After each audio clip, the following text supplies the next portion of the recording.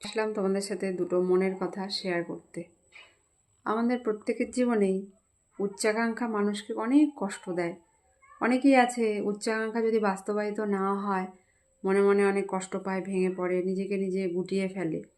কিন্তু আমি তাদের মধ্যে একদমই নই, কারণ আমি সবসময় চেষ্টা করি নিজেকে নিজে কীভাবে ভালো রাখা যায়। কারণ আমাকে ভালো রাখার দায়িত্ব কেউ নেবে না, আমার নিজেকে নিজে কীভাবে ভালো রাখতে হবে সেটা সবসময় চেষ্টা করা প্রত্যেকেরই উচিত।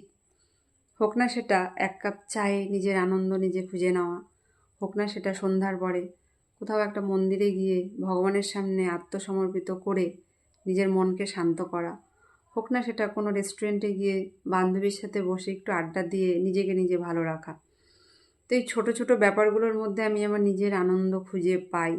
হয়তো কারোর সাথে একটা সঠিক ব্যক্তির সাথে দুটো মনের কথা বলে হয়তো নিজের মনটাকে ভালো রাখি।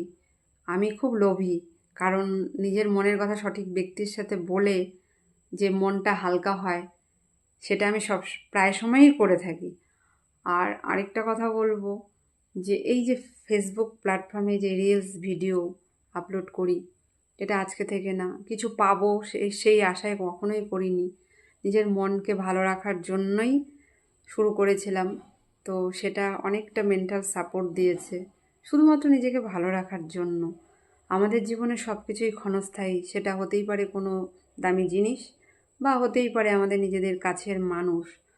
তো সেই জায়গায় তাদের অনুপস্থিতিতে নিজেকে কি করে ভালো রাখতে হবে, ভালো থাকতে হবে, সেইটুকুর দায়িত্ব নিজে নিয়ে বাঁচা।